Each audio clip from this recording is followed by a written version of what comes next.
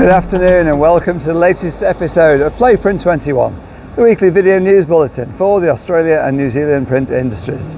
This episode is sponsored by Ball & Doggett, Australia's largest supplier of printable materials and pressroom consumables, and now supplying wide format equipment.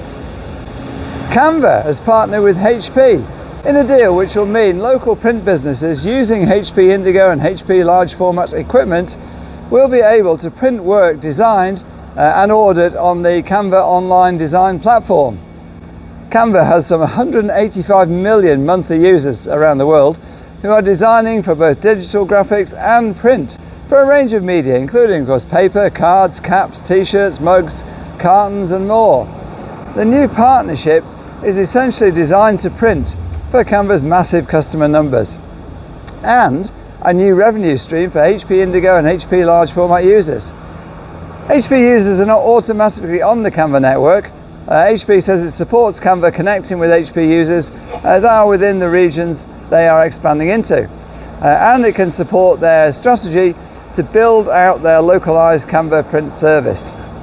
Canva will send its orders to the print business through the advanced order management platform into different production management platforms via API, and includes HP's PrintOS site flow. Canva negotiates the price of orders with each of its chosen print partners directly. Payment doesn't come with the job. The financial flow exists directly between Canva and the print partner. HP's automation software, HP PrintOS SiteFlow, will help Canva extend its reach by automating production and shipping processes for print service providers, shipping processes, I should say. This end-to-end solution streamlines print jobs with auto-scheduling, delivering color consistency, security, barcode tracking, optimal productivity, says Canva and HP. The world's biggest offset press manufacturer, Heidelberg, says it is anticipating that the second half of the financial year 2024-2025 will be strong, with its factories now running at full capacity. Both packaging and commercial sales have increased, with packaging press orders running at double the growth of commercial presses. The sales surge is reflected in this part of the world. Savas Mistakidis, Managing Director of Heidelberg Australia and New Zealand, says ANZ has also had a great year, with numbers across the board being the best we have seen for the past 3 years. It's great to see. The company's optimism for the second half is based on incoming orders from the first half, which of course included Drupa, which was very successful for Heidelberg. Heidelberg has a high order backlog, 953 million euros, with a strong incoming orders at the first half of the year, 7.4% up on the previous year at 1.2 billion euros. In the latest packaging mega merger, consumer packaging giant Amcor is acquiring US-based Berry Group for $13 billion in an all-scrip deal, which will result in the company having 400 packaging plants around the world. Go to print21.com.au for this story in full. Did you know Amcor was actually established in 1860 on the banks of the Yarra in Victoria as a paper mill?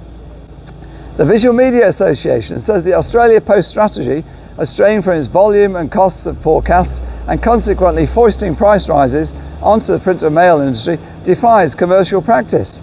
VMA has called on the Mail Industry Coalition, called it together for a meeting on Monday to discuss the approach to the mail monopoly, because Auspost of course wants to rise its prices again by an inflation busting amount, and that's currently before the ACCC, who are seeking submissions, and it continues its approach over recent years, during which of course letters volumes have plummeted.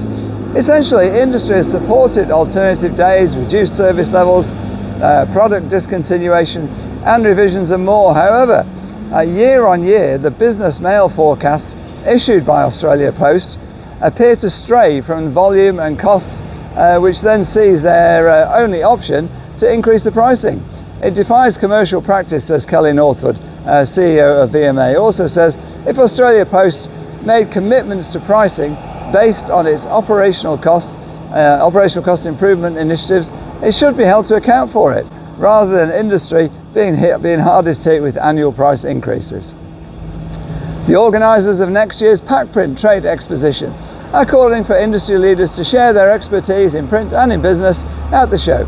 PackPrint has extended an open invitation for industry professionals to contribute to sessions sharing their knowledge, experiences and perspectives on key industry topics. Kirsten Taylor, chair of PacPrint 25, said, "We believe that the future of the print industry depends on collaboration, dialogue and continuous learning. Our seminars and our panels at PacPrint are designed to facilitate these discussions, and we're inviting people from across the industry to join us in sharing their knowledge." That's it for this week's episode of Play Print 21. Go to print21.com.au for all these details and more. This is Wayne Robinson signing off for another week.